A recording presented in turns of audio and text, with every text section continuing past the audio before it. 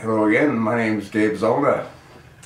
Caught a little bit of Fox News this morning, and they had an article about what Charles Krauthammer thinks the newly formed Republican-controlled Senate should do.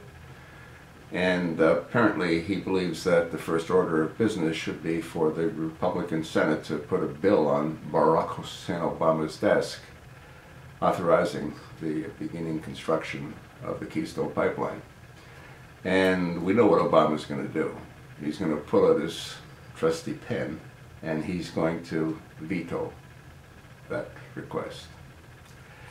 The next thing that Charles suggested that the Republican Party focus on in the Senate is to send another bill to the chosen one, Barack Hussein Obama, and have him revise the portion of Obamacare which calls for less than a 30-hour week to avoid having to be penalized. And again, Barack Hussein Obama is going to pull out his pen, so the American people are going to see nothing but a dog and pony show. And I posted MVI 4692, Republican Senate First Order of Business should be, and that's had 220 views. Now, it's only been up about 10 hours, but so what? That video should have gone viral. And that's really the only option that the American people have. Anything short of that's not going to accomplish squat. What we're going to see is a dog and pony show. We're going to see the Republican Senate screaming, we want this, we want that, we want this, we want that, and Obama is going to sit back and laugh at us. You know, it's not a whole lot different than his phony birth certificate. I believe a lot of those errors were made on purpose. And the reason that is that the powers to be want to show us the powers that they have. In other words, no matter how false that document might appear to be, there's nothing we can do about it. What Obama's done, and I've made mention of this in other videos, is he's turned the American people into slaves. He's reversed the roles. And the sad part that I think is that he's sort of putting his emphasis on punishment on the wrong people. He himself should look in the mirror. The Arabs are the ones that started trading African slaves, not the white folks, the Arabs. They're still doing it today, but today they're selling organs. You need a heart, you need a kidney, you need a liver. Tell us what you need, we'll make it available. Give us your blood type, we'll find it for you. Oh, by the way, there is a cost associated with that transaction. Nothing's changed. And again, Obama is attacking us, meaning the whites, as a sign of retribution. Once again, he's focused in the wrong areas.